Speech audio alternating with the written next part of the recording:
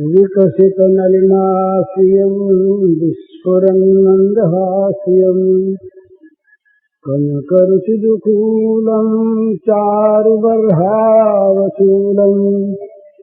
कमपि निखिलसारं नौमि गोपीकुमारम् वंशीविभूषितकरां नवनीरदाभात् पीताम्बरादरुणबिम्बफलाधरोष्ठात् पूर्णेन्दुसुन्दरमुखात् अरविन्दनेत्रात् कृष्णात् परं किमपि तत्त्वमहं न जाने। श्रीहरिः। मनुष्य किसी भी क्षेत्र में रहे और कोई काम करता हो,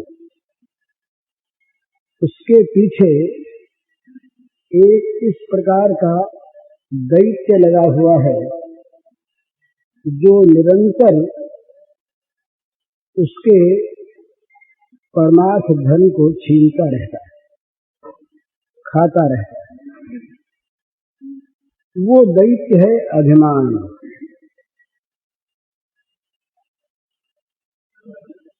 साधनाभिमान भी होता है, भक्ति का अभिमान भी होता है,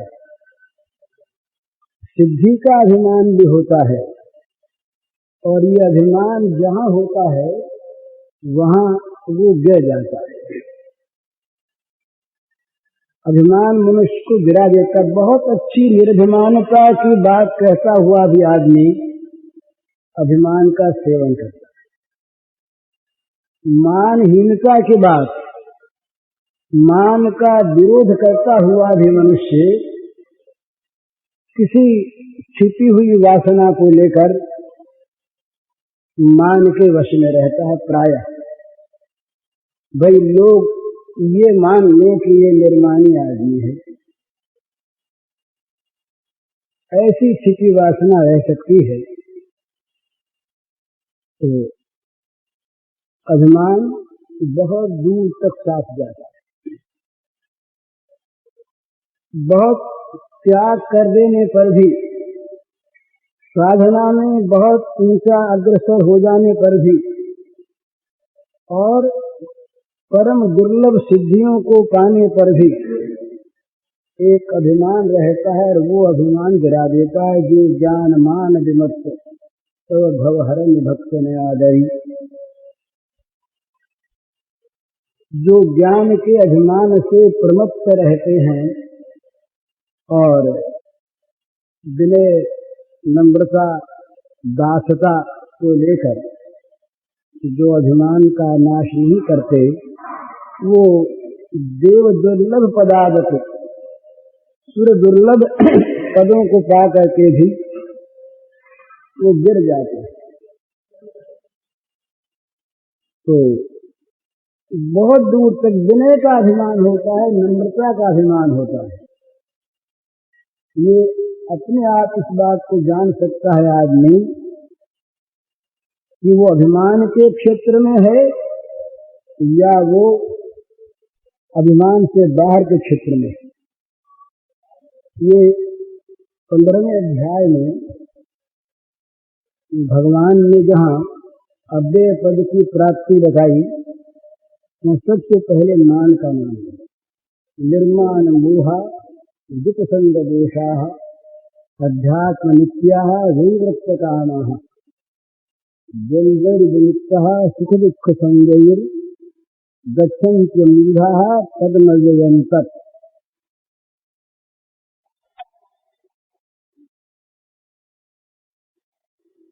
रहते नहीं।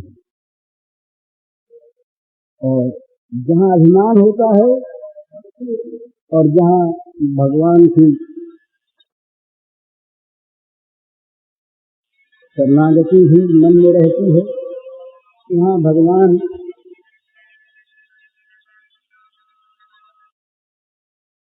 इस अभिमान का नाश करते हैं बड़े मीठे रूप में। और जहाँ अभिमान दैत्यपन को प्रकट कर देता है, वहां भगवान अभिमान का नाश करते हैं तीव्रता के साथ। नारद जी का एक सूत्र है बड़ा सुंदर, साधना जहां बताई नारद जी ने, वहां कहते हैं कि भाई भगवान में कोई दोष नहीं, भगवान रागद्वेष से सर्वथा शून्य है। रागद्वेष तो नहीं रहते, अंतःकरण की शुद्धि होने पर ही पुरुष में, ज्ञानी में नहीं रहते, भक्त में नहीं रहते, तो रागद्वेष कहीं भगवान में हो तो कल्पना नहीं करनी चाहिए। परंतु भगवान उन रोगियों की, मानस रोगियों की व्याधि का नाश करने के लिए अभिमान, ये राग और द्वेष की भी मिला।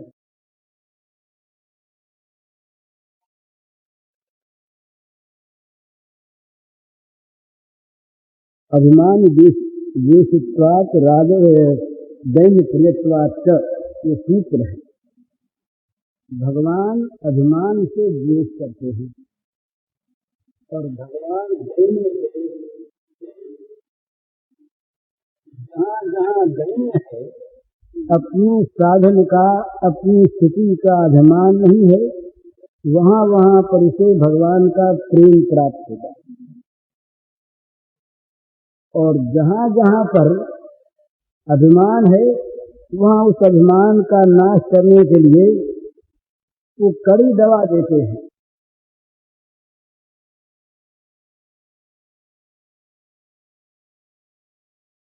प्राचीन जहाँ अभिमान की जागृति की लीला भगवान ने कराई हम लोगों से उपदेश के लिए, उनका जो नाश हुआ, ये द्वापर युग की बात है। कथा आती है द्वापर युग की बात। सत्यभामा जी को बड़ा मन में एक सौंदर्याभिमान था कि मेरे समान रूप सौंदर्य और किसी का नहीं। भगवान की सेवा में यहाँ जब जब ऐश्वर्य का भगवान लीला नाट्य करते, उस समय चक्र भी उनके पास रहता। कई बार श्री कृष्ण अवतार में चक्र से काम लिया और गरुड़ जी भी रहे। ये भी उनके पास रहने वाले। तो गरुड़ के मन में अभिमान था कि मेरे समान स्पीड से चलने वाला तीव्रगामी कोई है नहीं। क्योंकि ये जहाँ स्पीड की बात होती है ना, गति की बात होती है, वहाँ गति का कोई परिमाण होता है कि भाई अमुक अमुक वाहन इतनी स्पीड से जाता है, 1 मिनट में इतनी माइल जाएगा। गरुड़ के लिए ये मान आया है कि गरुड़ इच्छा गति है। गरुड़ मन में कर ले कि एक क्षण में हम 1,00,000 माइल जाए तो 1,00,000 माइल चल सकते। गरुड़ जो है ये स्वेच्छा से उनकी स्पीड होती है। तो गरुड़ को अभिमान था कि हमारे समान चलने वाला कोई नहीं। और चक्र को यह अभिमान था कि हम भगवान के चक्र हैं, तो हमारे समान बलशाली कोई नहीं। तो भगवान ने सोचा कि ये हमारे भक्त हैं और इन्हें ये चीज कहीं जागृत हो जाए तो ठीक नहीं। ये भगवान, ये जहां तक भगवान का बल मानता है आदमी वहां तक तो ठीक। लक्ष्मण जी महाराज भगवान राम के सामने जब जनक ने कह दिया वीर धीर नहीं मैं जानी, मैंने समझ लिया कि पृथ्वी वीर रहित होगा।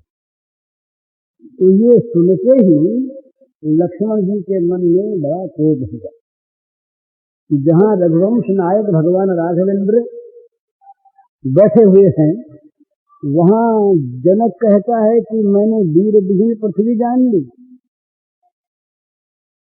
जनक कही अनुचित वाणी, जनक ने ये कह दिया तो भगवान राम की ओर मुंह करके जनक को राजसभा को सुनाते हुए लक्ष्मण जी बोलने लगे। आवेश था वो राम का यशगान ही, पर आवेश था।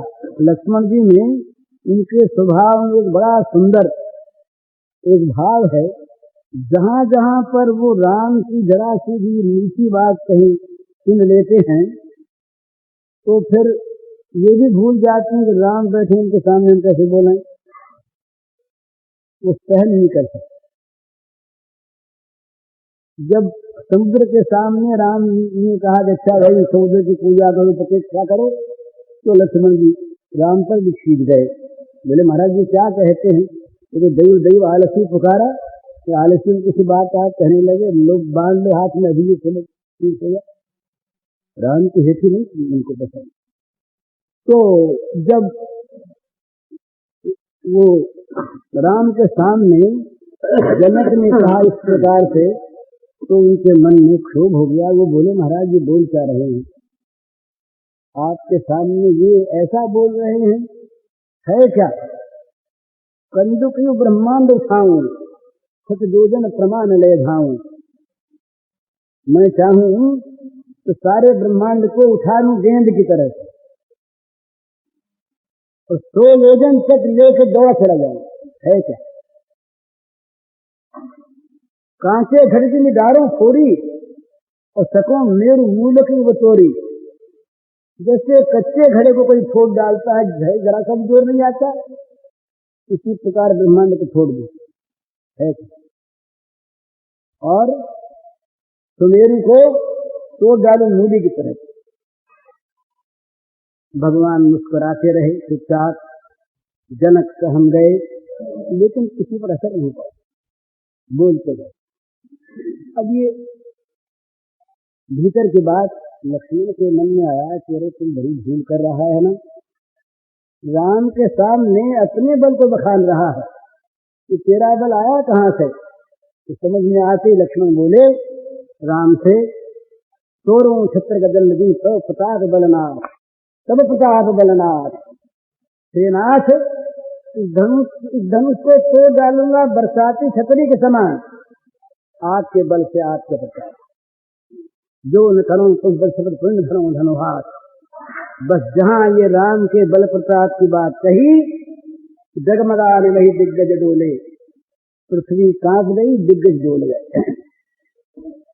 तो भगवान के बल प्रताप को जहां तक भक्त माने वहां तक तो ठीक, और कहीं अपनी चीज बीच में आ जाए तो भगवान देखते हैं कि ये जरा इस पर ये धूल लग गई, जरा से इसको धो देना चाहिए, तो भगवान धो देते हैं भक्त की। उस हनुमान जी उस समय भगवान राम का पूजन कर रहे हैं। पहुंचे इसी समय भेजा उनको, समय देख कर कि पुण्य करता मिलेगा। पूजन कर रहे और जा करके हनुमान जी से कहा, गरुड़ जी ने प्रणाम किया, बोले महाराज भगवान लगा के जमरे।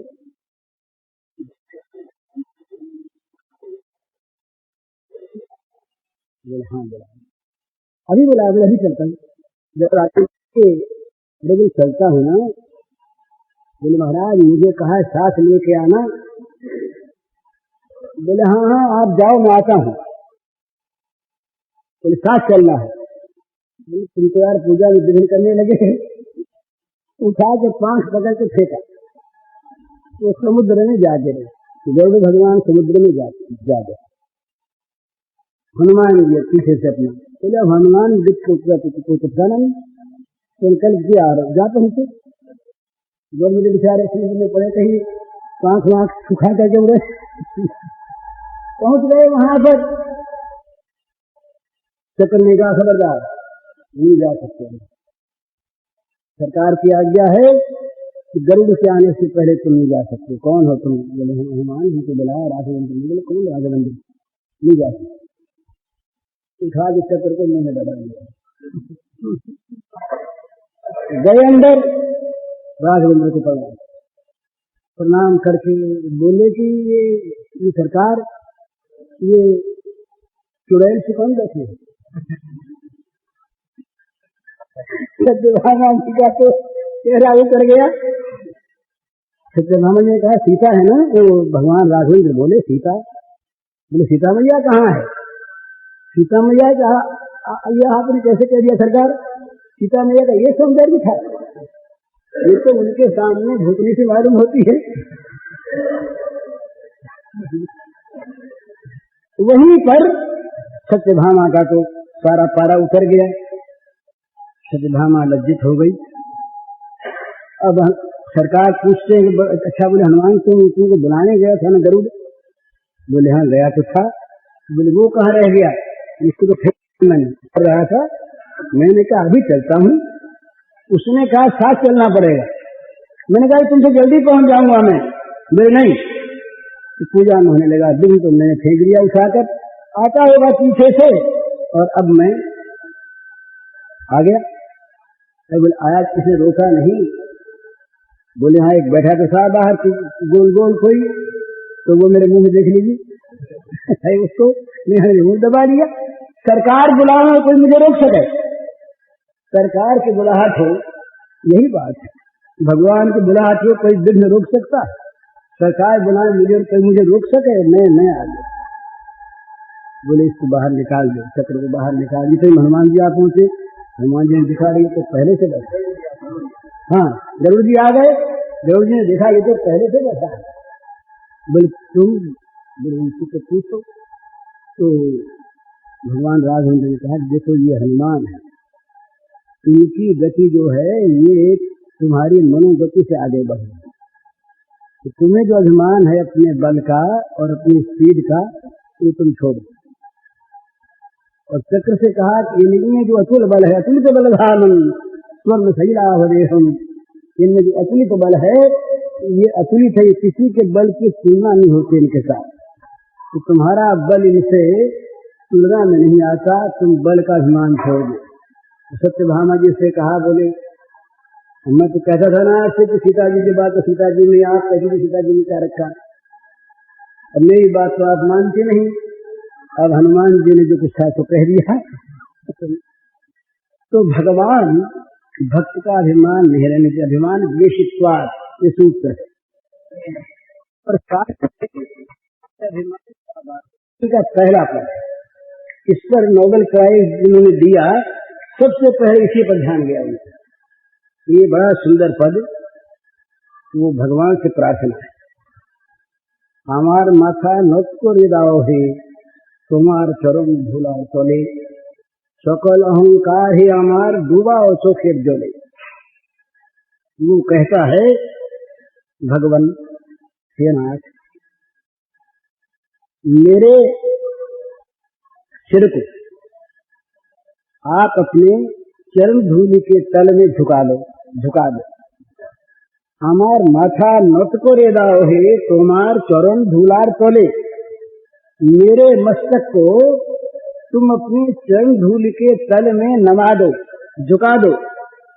और महाराज सकल अहंकार ही हमार दुआ सोखेर जोले।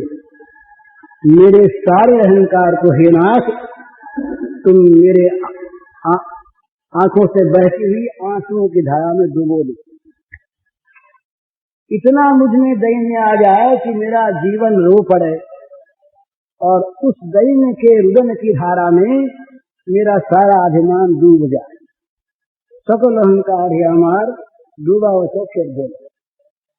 महाराज मैं क्या करता हूँ, निजे रे करीते गौरव दान, निजे रे केवली करी अपमान।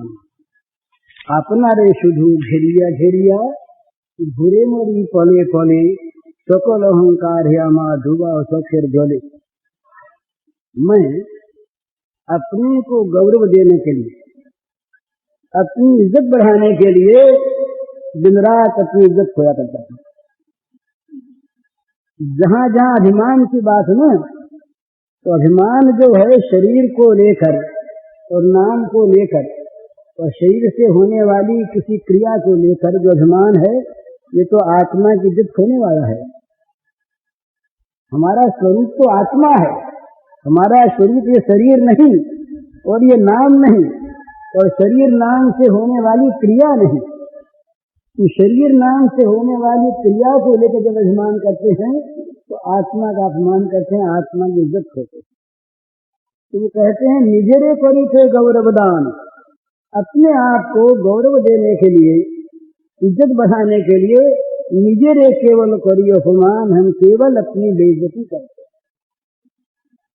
और हम क्या करते हैं? दिन रात केवल अपने को लेकर, इस अपने को लेकर, इस मैं को लेकर, इसी के आसपास रात दिन चक्कर लगाते हैं। जहां कहीं हम बोलते हैं, कहते हैं, करते हैं, इसी मैं के आसपास घूमते हैं, इस मैं को छोड़कर आगे नहीं बढ़ते। अपना रे सिद्धू घेरिया घेरिया, घूरे मोरी पले पले, प्रतिपल ऐसा कोई पल नहीं जाता जिस समय इस मैं के दायरे से हम बाहर निकलते हों, इसी को घेरे हुए घूमते रहते दिन रात। ये हमारे अभिमान की दशा है। तो इसलिए हे नाथ, सकल अहंकार है हमार, डूबा वो चोखेर जोले, दैन्य की इतनी अश्रुधारा बहे कि जिसमें हमारा सारा अहंकार डूब जाए। तो क्या करें? हमारे नाजनों को प्रचार हमार आपन खादे, तुम्हारी इच्छा पूर्ण करो है हमार जीवन माधे। बड़ी बढ़िया चीज हम करते हैं आत्म प्रचार। ये महाराज अपने आप को देखने से माने हैं, व्याख्यान देते हैं, भगवान की बात कहते हैं, लेख लिखते हैं, आत्मा की बात कहते हैं और अपने अभिमान का विरोध करते हैं पर करते हैं आत्म प्रचार, भक्ति का प्रचार, भगवान का प्रचार, सेवा का प्रचार। ये तो नाम है। हमारा अभिमान हमारे द्वारा करवाता है आत्म प्रचार, अपना प्रचार। हम ऐसे इस नाम रूप का प्रचार कराता है। तो ये जो नाम रूप का प्रचार है, नाम रूप का खंडन करते हुए, हे महाराज आप ऐसा कर दो कि ये हम न करें। हमारे जन्म नाखोरी प्रचार, अपना प्रचार हम इस अपने को लेकर, अभिमान को लेकर हम न करें तो हमारे द्वारा क्या हो। बड़ी सुंदर प्रार्थना है, तुम्हारी इच्छा पूर्ण करो हे हमार जीवन माधे।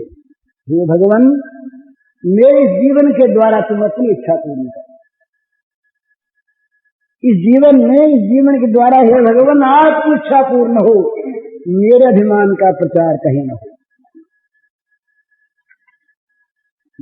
जाती है तुम्हारा परम शांति, परानी तुम्हारे परम कांति, हमारे आड़ाल कुरिया दलाओ हृदय पद्म दले, सकल अहंकार है हमारा डूबाओ से फिर डोले।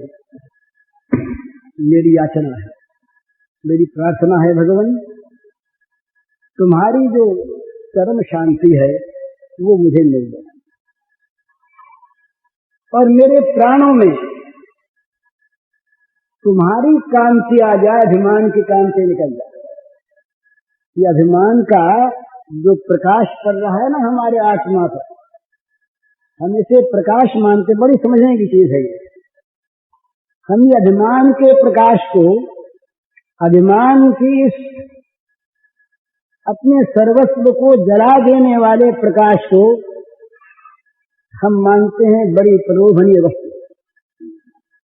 माने हमारे नाम का और रूप का झंडा फैल जाए, हमारे नाम रूप को सब माने, हमारा नाम इतिहास में रहे, हम जगत में सदा बने रहें, हमारी मूर्ति बनी रहे, स्टेचू बने। ये सब जो है ये अपना, ये नाम का प्रकाश, ये नाम का प्रकाश भगवान के प्रकाश को ढक देता है। बड़े बड़े ऊंचे महापुरुष लोग भी इस नाम के प्रकाश में आकर आत्मा को भूल जाते हैं। आत्म प्रकाश जो स्वाभाविक है, जो स्वरूपगत है, जो अपना रूप है, उसको भूलकर और नाम रूप के प्रकाश से अपने को और जगत को हम प्रकाशित करना चाहते हैं, ये बहुत बड़ी हमारी है। अमुक आदमी ऐसे, उनका कार्य ऐसा, उनका साधन ऐसा, उनकी सिद्धि ऐसी, उनका स्वरूप ऐसा, उनकी विद्या ऐसी, ये सारे के सारे नाम रूप के प्रकाश हैं। इस नाम रूप की कांति है, अर्थात अभिमान का प्रकाश, अभिमान का सौंदर्य।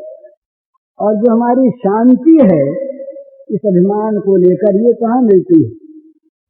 जहां जहां पर अभिमान की विजय है, वहां वहां पर हम क्षणिक शांति का अनुभव करते हैं। तो वो चरम शांति नहीं है। भगवान की चरम शांति वो नहीं है। जो क्षणिक सफलता की शांति है, वो चरम शांति नहीं। तो हम लोग क्या करते हैं, जब कभी अभिमान सफल होता है, हर एक क्षेत्र में, विद्या के क्षेत्र में, साधना के क्षेत्र में, आचार्यत्व में, प्रकार में, प्रकाश में, उपदेश में, सभी में, जहां कहीं भी हमारा अभिमान सफल होता है, वहां कुछ शांति अनुभव करते हैं। बड़ा अच्छा है। हम हमारे जीवन में सफलता मिल गई, हमने अमुक काम कर लिया, हमने अमुक चीज प्राप्त कर ली। ये शांति कब तक रहती है? जब तक विषय कामना नहीं उत्पन्न होती। दूसरी कामना संसार की प्रत्येक अवस्था की प्राप्ति के बाद होती ही है। तो निश्चित है, क्यों कि प्रकृति अपूर्ण है। कहीं पर भी प्राकृतिक परिस्थिति, अवस्था, वस्तु, पदार्थ, प्राणी को पाकर कोई मनुष्य ये कभी अनुभव कर नहीं सकता कि सारे अभावों की पूर्ति हो गई, कुछ नहीं चाहिए उसे, ये कह नहीं सकता।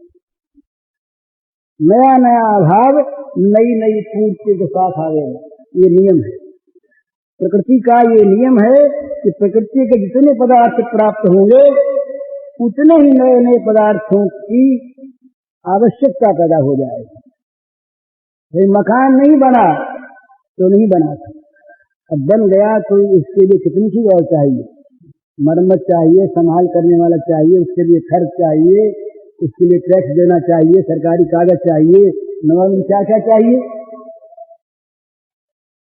तो जितनी भी संसार में प्राकृतिक पूर्ति है, वो नई अपूर्ति को लेकर आती है, नई आवश्यकता को लेकर आती है। इसलिए उससे मिलने वाली शांति चरम शांति नहीं। और उस अभिमान की सफलता से होने वाला प्रकाश, ये कांति भगवान की कांति नहीं। तो अभिमान का नाश करने की प्रार्थना करते हुए कहते हैं वो कि जाती है तुम्हारे चरम शांति। हमें ये शांति नहीं चाहिए, अभिमान वाली शांति नहीं चाहिए।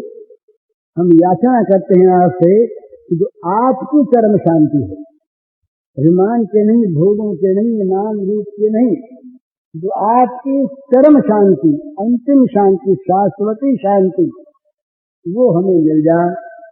और हमारे प्राणों में, प्राण माने जीवन, हमारे जीवन में जो आपकी परा शांति है, परा शांति कब मिलती है? भगवान को जानने से। अभिमान का नाश होकर जब भगवान को जानते हैं, श्रद्धावान लभते ज्ञानम तत्प्रसन्नेन्द्रिय ज्ञानम लब्ध्वा पराम शांतिम अचिरेणाधिगच्छति। परा शांति की प्राप्ति अभिमान से नहीं होती, भगवान के जानने से होती है। तो ये कहते हैं कि परा ने तुम्हारे परम शांति, मैं चाहता हूं मेरे जीवन में तुम्हारी शाश्वती शांति आ जाए और मेरे प्राणों में तुम्हारी जो परम कांति है, परम प्रकाश, वो आ जाए। तो फिर भगवान क्या हो, ऐसा कैसे हो? बिल्कुल एक काम करो तो हो जाए। हमारे आड़ाल कोरिया गाँव हृदय पद्म वाह। वो कहते हैं कि भगवान मेरे हृदय पद्म में, मेरे हृदय कमल में, इस मेरी दीवार को आगे रख करके आप खड़े हो जाए। ये खाली पर्दा रहे, ये मेरे नाम का पर्दा, ये नाम रूप का पर्दा रहे और हृदय में सारे काम करो आप, फिर चाहे मैं मेरा कहूं कोई आपत्ति नहीं। माने अभिमान शून्य, अभिमान रहित जो ममकार है, अहंकार, उसमें आपत्ति नहीं है, और वो छूट नहीं सकता जब तक शरीर है। तो शरीर के रहते, नाम के रहते ये अहंकार का नाश होना कब समझा जाए? जब अहंकारी न रह जाए। देह तो रहे, नाम भी रहे, रूप भी रहे, पर देहाभिमानी न रहे। देहाभिमानी की जगह भगवान आ गया। ये बड़ी सुंदर अद्वैत वाली बात भी बहुत ध्यान देने की है, बड़ी सुंदर चीज है। देह रहे, इसी का नाम जीवन मुक्ति है। तब जो मुक्ति होती है वो तो होती है कि शरीर के नाश के बाद। तो जीवन मुक्ति का अर्थ क्या है कि देहाभिमानी जो है उसका अभाव हो जाए। देह रहे प्रारब्धवश, देह को मैं मानने वाला कोई न रह जाए। देह के द्वारा कर्म हो प्रारब्धवश, पर मैं करता हूं यूं मानने वाला कोई करता न रह जाए। इसकी तो फिर वो कौन करे? उसकी जगह भगवान आके बैठ जाए। ये भक्त की भाषा है ना, तो भगवान कहते हैं कि भगवान इसके आड़ में बैठे हुए हमारी स्नेह को तो हमें तो घटा दें, और इस मैं की जगह वो आके अपना आसन जमा लें। ढांचा यही रहे, ढांचा यही रहे। इस ढांचे में जो ये मैं बैठा हुआ है, इस मैं को निकाल दे और इस मैं के स्थान पर वो आके बैठ जाए। वो आके बैठ जाए तो फिर करें करावे वो, तब फिर अभिमान मिला। अभिमान तो जब तक हृदय कमल में, हृदय पद्म दल पर जब तक ये मैं बैठा हुआ है तभी तक अभिमान है, और तब तक जब तक ये मैं बैठा है देहाभिमानी, कर्तृत्व और भोक्तृत्व का अभिमान रखने वाला, जब तक ये अंदर बैठा है तब तक सारी क्रियाओं में अभिमान का खेल होगा। चलेगा अभिमान और नाम हम ले लेंगे भगवान का। ठीक यही बात प्रेम में है। प्रेम में प्रेमास्पद के प्रति अपने आप को समर्पण कर दिया जाता है सर्वथा। ये तत्व एक है, क्रिया के मेथड अलग अलग हैं, प्रक्रिया अलग अलग है, और तत्व एक है, शैली भी एक ही है। वहां भी पूर्ण समर्पण होता है। वहां पर क्या होता है कि मेरे प्रियतम जो करवाते हैं से, मेरे प्रियतम जो मुझसे करवाते हैं वो किया जाता है, अपने लिए मैं कुछ नहीं करता। तो अपने आप को जब किसी के समर्पण कर दिया, अपना आप नहीं तो अपने आप के लिए नहीं, पहले अपना आप होगा तो अपने आप के लिए होगा। तो प्रेम में अपना आप नहीं रहता, प्रेम में रहता है प्रेमास्पद। तू करके तू भया मुझ में रही नहीं, रही नहीं बलिहाई या प्रेम की जित देखूं चित तू। प्रेम गली अति साकरी तामे दो न समान, दो नहीं समाते इसमें। तो वो प्रेम में क्या होता है कि सारे जीवन पर, हृदय पर, आत्मा पर प्रेमास्पद का अधिकार हो जाता है। मन प्राण, मन में अंतःकरण और प्राण में जीवन। प्राण चेतनता के बिना नहीं चल सकते, तो चेतनता युक्त जो प्राण की क्रिया है ये जीवन है। अगर ये कहीं हो सकता हुआ नहीं, कभी हो सकेगा नहीं, क्योंकि भगवान की बनावट ऐसी ही है। अगर प्राण रह जाए और आत्मा न रहे तो प्राण कुछ नहीं कर सकते, परंतु आत्मा शरीर में प्राण के बिना रहती नहीं, ये उनका समझौता है आपस का। सूक्ष्म देह जो है इसका तभी तक अस्तित्व संभव है जब तक आत्मा और प्राण दोनों साथ रहेंगे। चेतन जड़ के ग्रंथि जब दोनों जड़ चेतन है ग्रंथि करे गई जगत विमर्शा सूत्रत कठिनाई, जब तक दोनों साथ नहीं रहते तब तक सूक्ष्म देह नहीं होता। तो चेतन का युक्त जो प्राण है इसका नाम जीवन, और जिस अंतःकरण के द्वारा जीवन की सारी क्रियाओं का परिचालन होता है इसका नाम मन है, इसी का नाम अंतःकरण। तो मन पर और जीवन पर, इन दोनों पर अधिकार हो जाता है प्रेमास्पद का, अपना अधिकार नहीं रहता। मन जीवन पर अधिकार हो गया तो अपने अलग रहेगी नहीं, तो वहां फिर अलगाव क्या होता है? एक ही लीला में अपने को दो मानकर अपने आप खेलते। ये उपनिषद की बात है, बृहदारण्यक में आया, छांदोग्य में भी आया, और उपनिषदों में है। ये भगवान जो हैं ये क्यों नहीं बन गए? तो कहा भी भगवान के मन में खेल नहीं किया। वेद की बात है, बड़ा पुराण के खेलने की आ गई, बुला गई तो खेलते। अरे बोले खेले कैसे अकेले में? एकाकी न रमते, ये मंत्र है बृहदारण्यक का, एकाकी न रमते, अकेले में खेल होता ही नहीं। तो बोले फिर क्या करें, खेलना तो है, दूसरा कोई है नहीं। तो बोले एक को हम बहुत श्याम, हम एक ही बहुत बन जाए। तो अपने आप बहुत बन गए और बन के लगे खेल। वहां भी रमते शब्द, एकाकी न रमते, खेल नहीं होता। तो ये जहां ये प्रेम का क्षेत्र है, वहां पर जहां प्रेम लीला होती है वहां दो रहते हैं, पर दो के सिवा तीसरा नहीं रहता। ये नियम है। ये भगवान ने कहा मां एकम शरणम ब्रज, मेरे एक के शरण आ जाओ, उसके साथ दूसरा कोई न रहे। किसी दूसरे संकल्प को लेकर मत आओ और किसी दूसरे साथी को यहां बैठा कर मत आओ।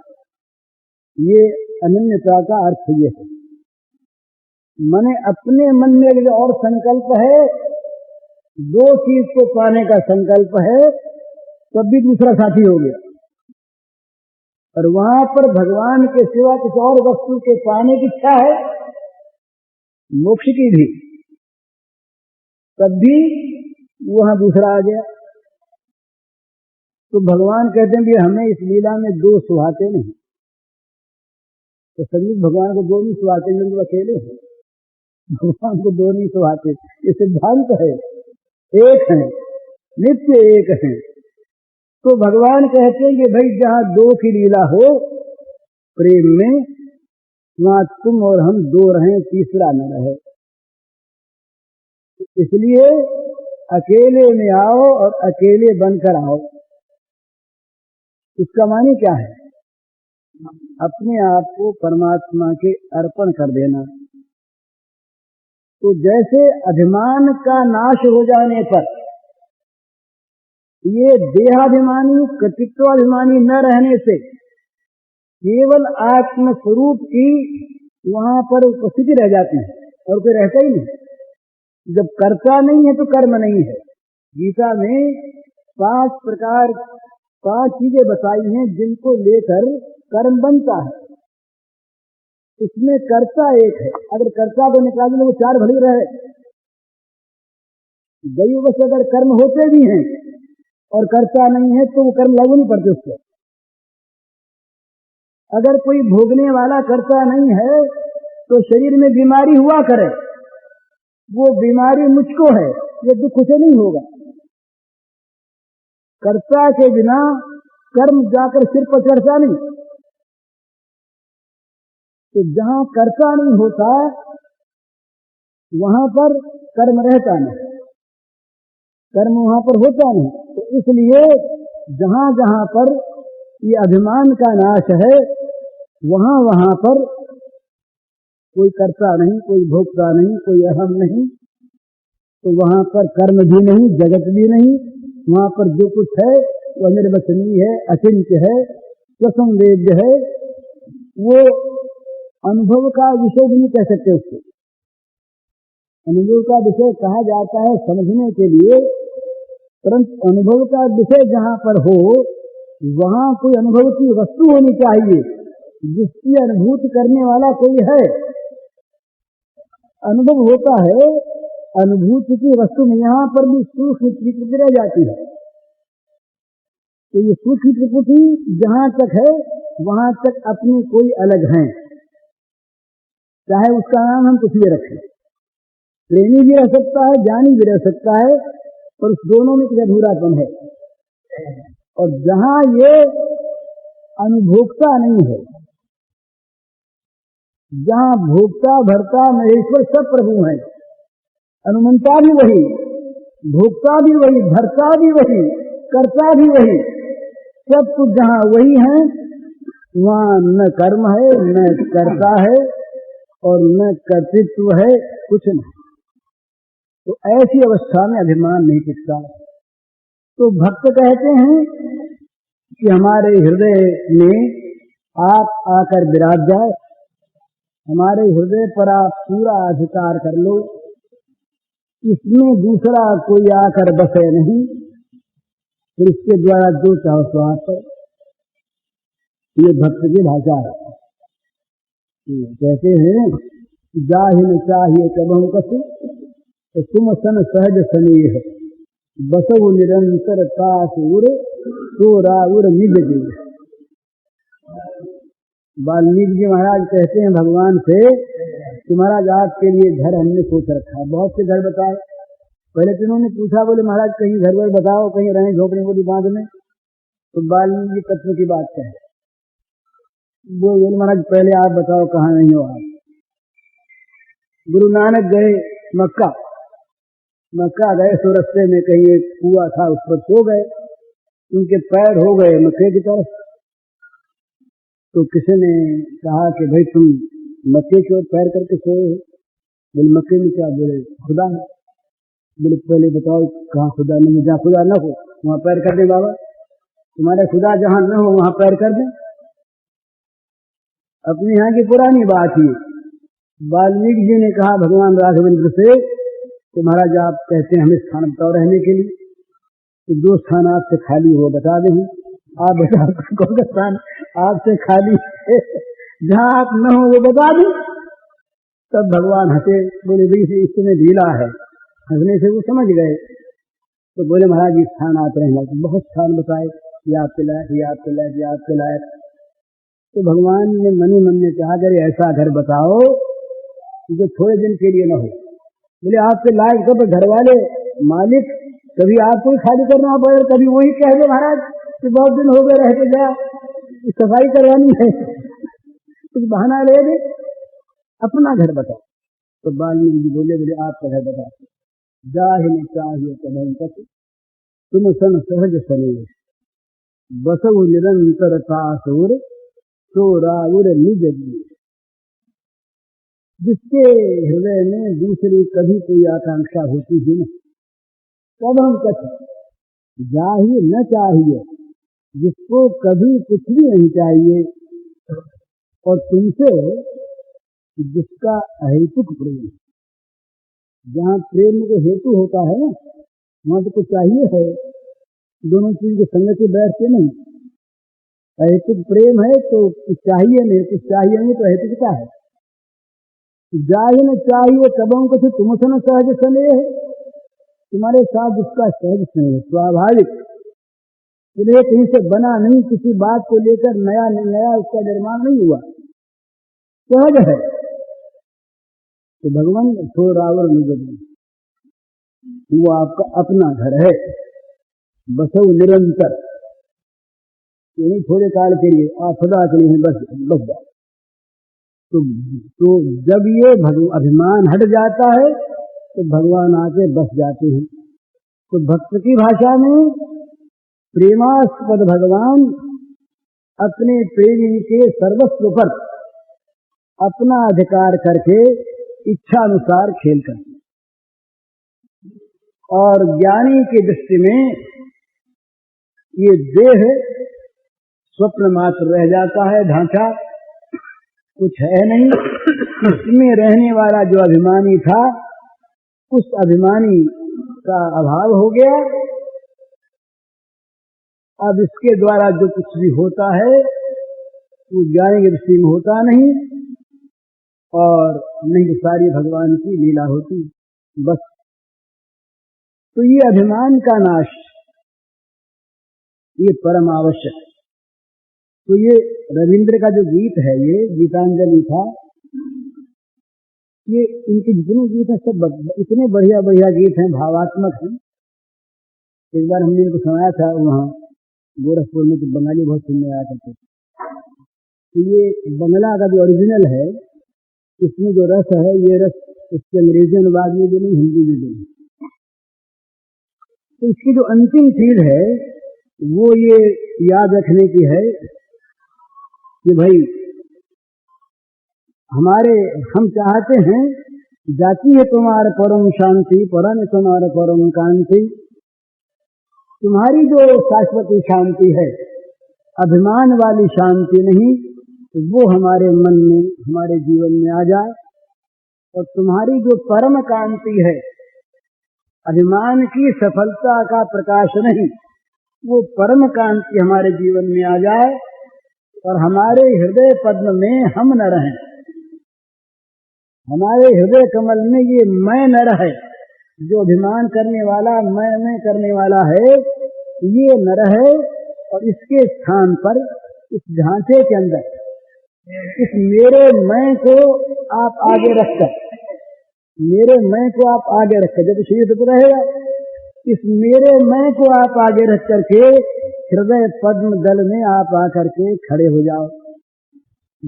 आप खड़े हो जाओ, बस अभिमान का नाश हो गया। और उसके पहले महाराज मुझे इतना दैन्य प्रकट हो कि जिस दैन्य को लेकर के और मैं रो पड़ा, तो बोले अब तक तुमने क्या किया? क्या बोले? हो गया? तो बड़ी सुंदर है।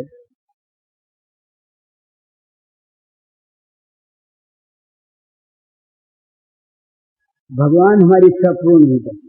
भगवान कहते हैं भाई तुम समझो ना, हम तो तुम्हारे अभिमान को हटा रहे हैं, और हम उपाय कर रहे हैं, तुम नहीं समझते। तुम समझो हमने क्या किया, कुछ किया कि नहीं किया। कुछ समझ में आई बात? हाँ बोले महाराज आपने किया। आनी बहु बासनाएं प्राण को मिचाई, वंचित करे बांका ले मोरे, तो कृपा कठोर संचित मोर जीवन भरे, नाचा ही तो मेरे जा थोड़े सुदान। आकाश आलोक हो गया न प्राण, आकाश आलोक तनु मन प्राण, दिने दिने तुम्ही नीति स्वामाय, ये महावाणी योग्य करे, अति इच्छार संकुत होते बांचाए मोरे। ये बंगला है। आनी बहु वासनाएं प्राण को नचाई। महाराज मेरे मन में बहुत सी वासनाएं उठ रही है। मैं प्राणों की बाजी लगाकर मैंने कहा कि मेरी वासनाओं को महाराज पूर्ण कर दो, तो आपने नहीं पूर्ण किया। और मुझे बताओ, वंचित करे बांचा रे मोरे, उन वासनाओं की पूर्ति से मुझे वंचित करके आपने मुझको बचाया। ये कृपा कठोर संचित मोर जीवन भरे, मैंने जीवन भर इस कठोर कृपा का संचय किया। कृपा है तो बड़ी सुंदर भावना है महाराज। जो दुख में, विपत्ति में, असफलता में, विनाश में भगवान की कृपा का दर्शन करे, वही तो कृपा का दर्शन करता है। तो वो कहते हैं एक कृपा कठोर संचित मोर जीवन भरे। भगवान मुझे तो आप जीवन भर बचाते रहे हैं, मैंने जीवन भर आपके कठोर कृपा का संचय किया, तो आपने मुझको बचाया। जब जब मैंने चाहा आपने नहीं होने दिया। ये कठोर कृपा आपने की इसलिए कि मैं कहीं आपसे वंचित न हो जाऊं, और जो चीज मैंने नहीं चाहिए आपने दी। ये आकाश अगर नहीं मिलता रहता कहाँ में, ये प्रकाश नहीं मिलता सूर्य चंद्र का रहता कहाँ, ये शरीर, ये मन, ये प्राण है। तो महाराज आपने दिया ना चाहिए तो मोरे जाल को रेखो दाम। आकाश आलोक तनु मनो प्राण, बिना चाहे भी आपने मुझको जो कुछ दान किया, ये आकाश आलोक तनु मनो प्राण। तो महाराज अब आप ये यही कर रहे हैं, दिने दिने तुम्हें नीति क्षमाए, ये महादाने योग्य करे, अति इच्छा संकट होते बांचा है मोरे। अब प्रभु आप क्या कर रहे हैं कि मेरी जो आत्यंतिक भोगेच्छा है, उस भोगेच्छा के संकट से मुझे बचाकर आप अब अपने को दान करना चाहते हैं। तो आप इस महादान के योग्य मुझे बना रहे हैं। तीन दान है, भला जरा सोच लेने की बड़ी सुंदर चीज। तीन दान है, एक भोग दान, एक भोगनाश दान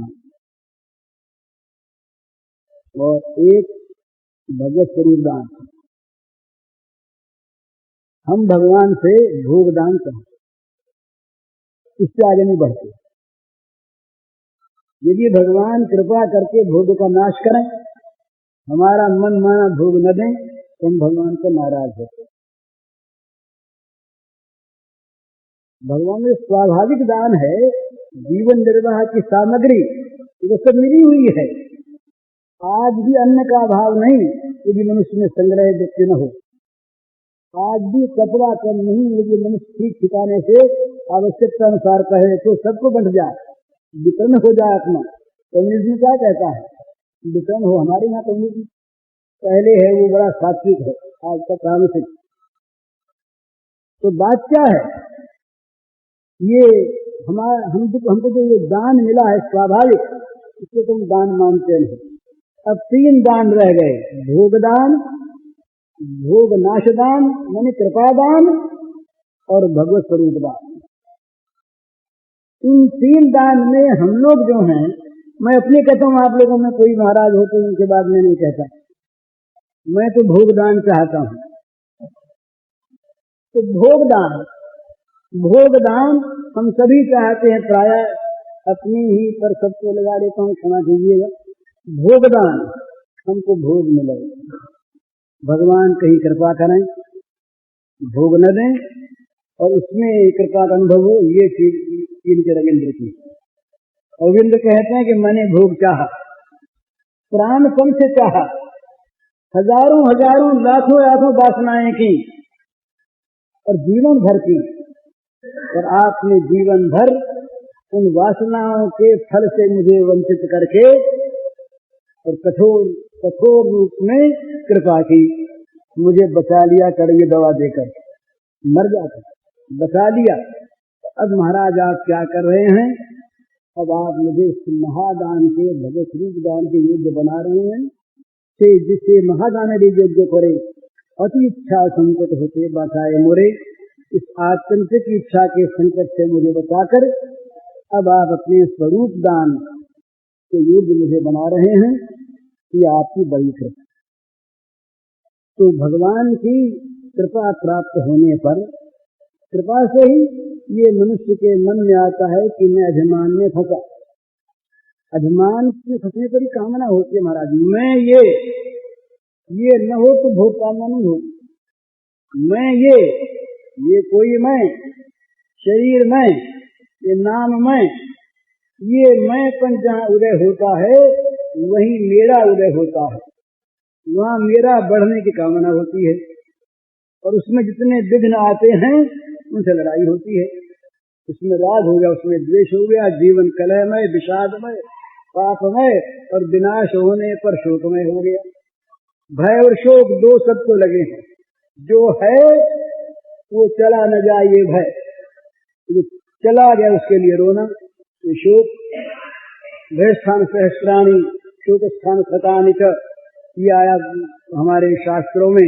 हजारों हजारों भय के स्थान, ये चला गया, ये चला गया, तो सैकड़ों सैकड़ों ये शोक के स्थान। ये शोक भय मिट नहीं सकता जब तक अभिमान है, और अभिमान नाश के दो ही उपाय हैं। सारा अभिमान भगवान को सौंप करके उनके शरणापन्न हो जाए, या इस दैहिक जगत, इस जगत की माया को, इस जगत की रचना को स्वप्नवत मानकर उससे विरक्त हो। अभिमान नाश के दो उपाय, या तो भगवान में राज करें या सर्वथा विराज करें, दो ही ठीक। जगत से सर्वथा विरक्त हो जाएं, जगत को स्वप्नवत मान लें, माया अभिमान किसी का रहेगा। ये शरीर भी वैसा ही, क्रिया भी वैसी, ममत्व वैसा ही, ममत्व के पदार्थ वैसे ही। अथवा सारा राज सारा ममत्व एकमात्र भगवान के चरणों में अर्पित हो जा। तुलसीदास जी महाराज कहते बड़ी सुंदर बात, या जग में जह लगिया तनुकी प्रीति प्रतीक सगाई, तो सब तुलसीदास प्रभु ही सो वो सिमत गठाई। कहते महाराज इस संसार में इस नाम रूप को लेकर, शरीर को लेकर, या जग में जह लगिया तनुकी, प्रीति है, राग है, प्रतीति है, विश्वास, सगाई आत्मीय का आत्मापन, सारा आत्मापन, सारा विश्वास और सारी प्रीति सब जगह से हटकर एक प्रभु चरणों में केंद्रित हो गया। प्रभु ही सो हो सीमित कठाई, तो सब तुलसीदास प्रभु ही सो, सारी सब जगह सिमट कर एक प्रभु के चरणों में केंद्रित हो जाए। प्रभु के चरण ही मेरे और कुछ मेरा नहीं। अभिमान जाता रहेगा, जागतिक वस्तु का हम कुछ नहीं, हम तो भगवान के अंत रहे। अभिमान मिटा तो सब चीजें मिटी। अभिमान को लेकर ये देहाभिमान, तो अभिमान बोले फिर भक्त लोग क्या करें, बोल रखो थे कुछ अभिमान, कोई बात नहीं। एक भक्त से पूछा कि तुम क्या अभिमान रखते, बोले रखते हैं 5 मिनट तो लिखो, ना हम वर्णी ना हम विप्रो न च नरपतिर नहीं वैसो न शूद्रो, ना हम वर्णी न च गृहपति नो वनस्फुल करवा, किंतु प्रोदन परमानंद पूर्णामृताब्धे ये की भक्ति पदकमल दासा। पूज्य श्री भाई जी के इस प्रवचन का शीर्षक है अभिमान का त्याग आवश्यक। इसका कैसेट संख्या है 121। यह प्रवचन पूज्य श्री भाई जी ने गीता भवन स्वर्गाश्रम में 2 अप्रैल 1960 को दिया था।